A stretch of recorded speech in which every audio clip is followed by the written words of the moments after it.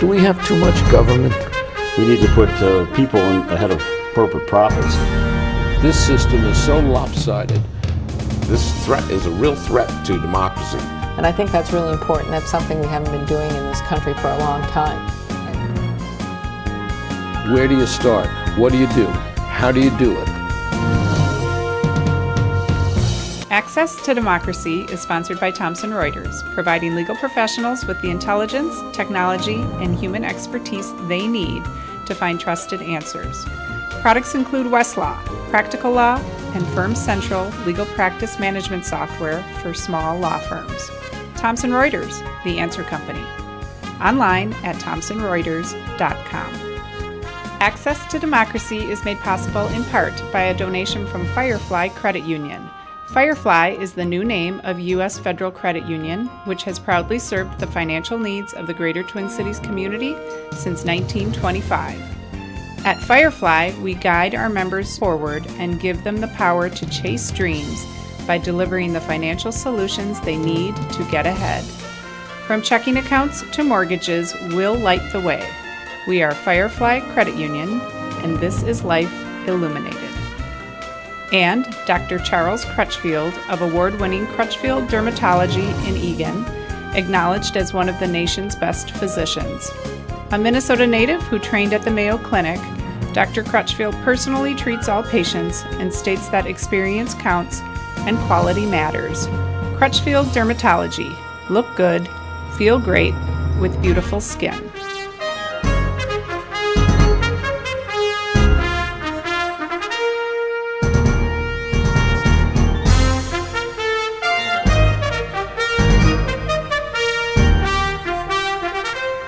Welcome. Access to Democracy returns. Shawn Otto returns. And days before the official launch of his new book, The War on Science, which we're going to talk about, among other things, Shawn is one of the most prolific people that I know. He's working on other projects while he still has one ready to launch. He's a screenwriter. He's a producer. He's an author. He's written a really good novel about life in Indian country, which I enjoyed and which I lent to a banker, and I have not been able to get it back from him, as a matter of fact. That's probably a good sign. I guess that's a good sign. So, this book is awesome. Thank you. The War on Science, and I don't know where to start with it. I asked you on the way down here how long it took you to write this, because if you had said 5 years, I would have said, wow, you did that pretty quickly. But there is so much in it. Explain the genesis of it. Well, really, it started many years ago in 2007 when some friends and I noticed that the candidates weren't talking about any of the big science issues that impact all of our lives. And they still aren't. They still aren't. They aren't afraid. They talk about economic issues, even though they're not economists. And they talk about foreign policy, even though they're not diplomats or generals. And they talk about faith and values, even though they're not pastors or priests. But for some reason, they don't like talking about the big science issues, even though those have impact in everybody's life. And some of them talk about the size of their private parts, which I guess that's kind of a science issue. A little bit involves math and measurement to a certain extent. But as this race goes absolutely lower than any presidential race that I know of, but they haven't talked about science. They haven't talked about the threat of global warming or climate change or whatever you want to call it. They haven't talked about the fact that April was again the hottest April on record. Ever. Right. Except for the previous one, which was not quite as hot, and the previous one, which is not quite as hot, and March, and February, and January, and the fact that really the Earth as we know it is really threatened, and it just seems to be something that escapes them. It really should be a top priority. So you started back in 2006 or 7. 2007. And at that point, it was also kind of the climate change issue was a big issue that was really curious because the news media also, at that point in time when we first started the news media, I'll throw out some more numbers here, they'd conducted 171 different interviews with the candidates for president. They asked them 2,975 questions. How many do you suppose at that point mentioned the words global warming or climate change? I would guess 18. Not bad. You're a little cynical. I am very cynical. It was 6. 6. 6. To put that in perspective, they asked 3 questions about UFOs. So that was the relative importance that the National Press Corps gave to climate change. No matter which side of the issue you're on, probably the largest economic and environmental issue ever to face a president. And so we decided to try to put together this initiative called sciencedebate.org back then to encourage the candidates to talk about these really big issues. Not just climate change, but science education, science funding, which had been drastically declining, what we're going to do about space and kind of the commercialization of space and the internationalization of it and the weaponization of it. What about robotics and AI, which even back then people saw that we were going to start having driverless cars. What would that do to truck drivers and the taxi drivers? I mean, the list goes on and on. Viruses and pandemics, Zika virus is a good example, or declining aquifers, all these different things, technology that influences everybody's lives. So we tried to get them to kind of go on record about some of these things and created this online organization, and it went viral. Within a couple of weeks, we had 38 or 40,000 scientists and engineers sign on, and the presidents of 171 different universities, and dozens of Nobel laureates, members of Congress, the heads of major tech corporations. But we still couldn't get the candidates themselves to talk about these issues. So that kind of made me think, because they were debating faith and values.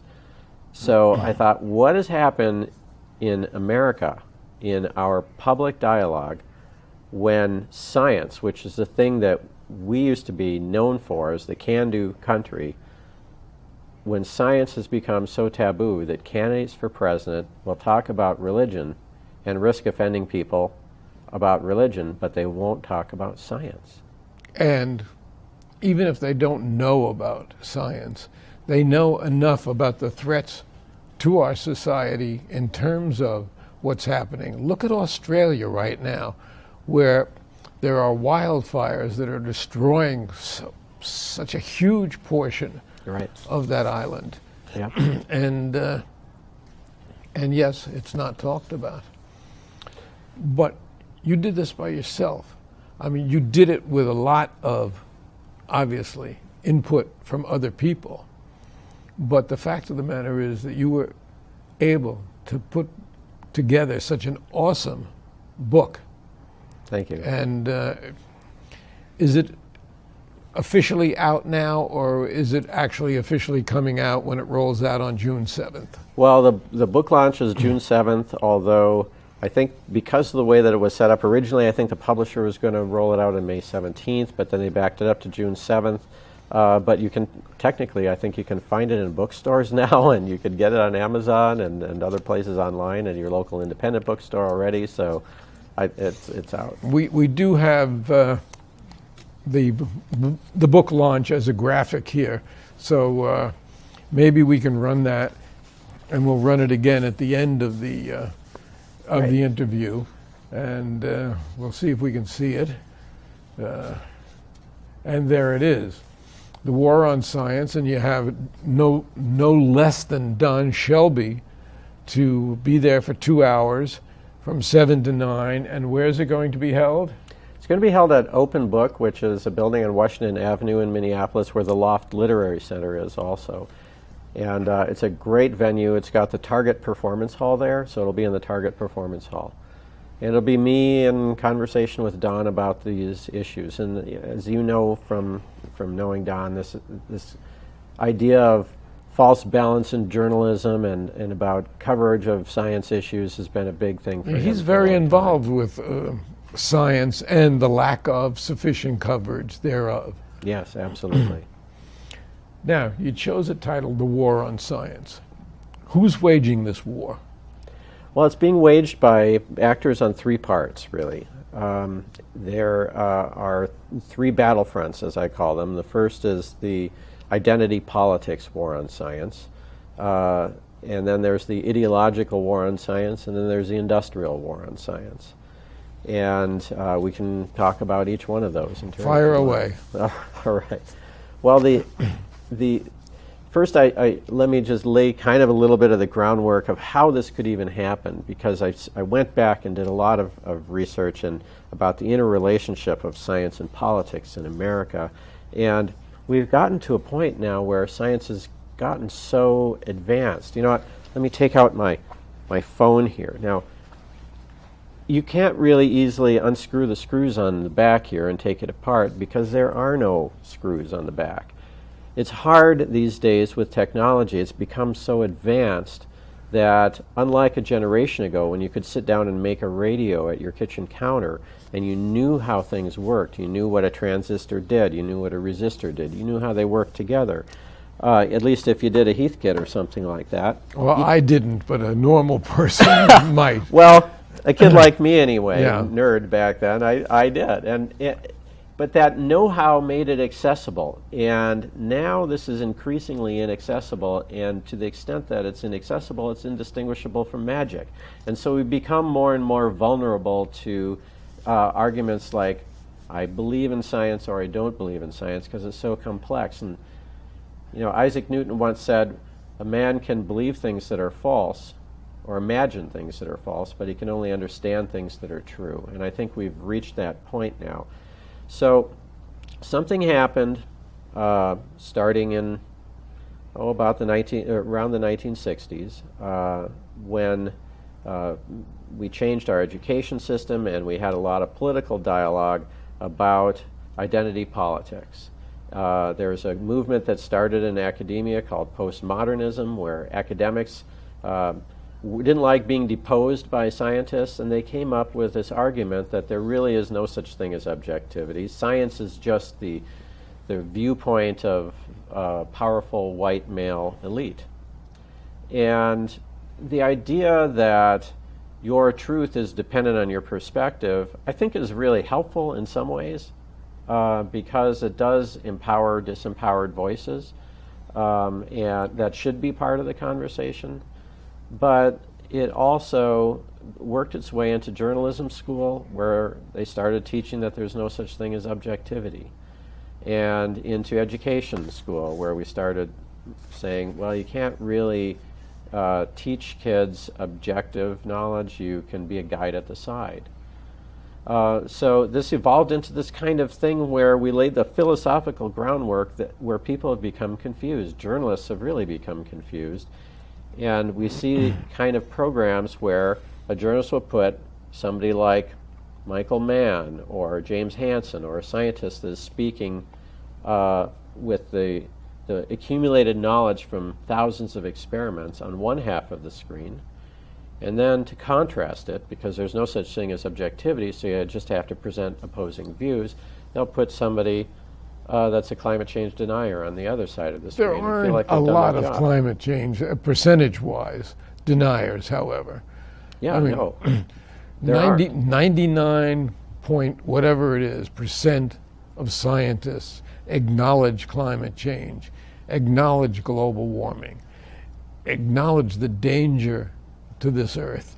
And then you have a few with some very ignorant politicians who are on the other side. Ignorant or financially motivated. Or, You know, this is something that has happened with science since the days of Galileo. Vested interests are continually disrupted by scientific progress. New knowledge often either confirms or undermines somebody's vested interest. So back then, the center of world political power was the Catholic Church. Now the center of world political power is the U.S. energy industry, quite literally. And science is particularly challenging the it. coal industry. If I have to pick one really, really bad actor, it would be the coal industry. Coal industry is, yeah, And- they funded a lot of climate denial. And but petroleum is right behind. Yes. Koch brothers are big. They're very pro-science when it comes to geological science, but they have also funded a lot of attacks on scientists through a network of climate denial organizations. And when it comes down to dollars and cents, of course, the petroleum industry is particularly backing fracking, which is really destroying Oklahoma, for instance, that had, I think, 900 earth tremors as a result of this, where they used to Right. have Well, that's 3 or 4. particularly the frack water disposal. Yeah. And the damage that it's done to aquifers all over, what the runoff has been into rivers, it doesn't stop. It doesn't stop with the drinking water in Flint, Michigan, or 100 other cities that are suffering from it. And Yeah, that's another important issue that we're trying to encourage more discussion of is drinking water and access to it. There are issues that have to do with infrastructure, like Flint, Michigan. And by the way, we've got a lot of aging infrastructure here in Minnesota too. yes, indeed. My wife, Rebecca Otto, the state auditor, has actually done an amazing map on the state auditor's website, mapping out all of that infrastructure and its age and issues like that, to try to bring some more transparency to that issue in Minnesota. But Minnesota is the only state that's doing that. That's nation leading. There are also aquifers around the country, for instance in California, that are drying up because we don't know how much water is down there, and we've been over pumping it. I actually have said for some years that my personal belief is that the next world war is not going to be really about thermonuclear things. I think the next world war is going to be about water and possession of water and the ability, because without water, humanity dies. Absolutely. Well, actually, the Defense Department in their quadrennial defense review talks about that, and they've got game plans in place for that. And there is a lot of science that shows that a drought directly tied to climate change over Syria really caused a lot of the social instability there that led to the rise of the Syrian revolution and to ISIS, in fact. So I think that you're absolutely right that lack of water and drought is very destabilizing for society and will increasingly be so, unfortunately, with climate change. I'm going to hold up the book so we can get a close-up of it. And the war on science, who's waging it, why it matters, and what we can do about it. And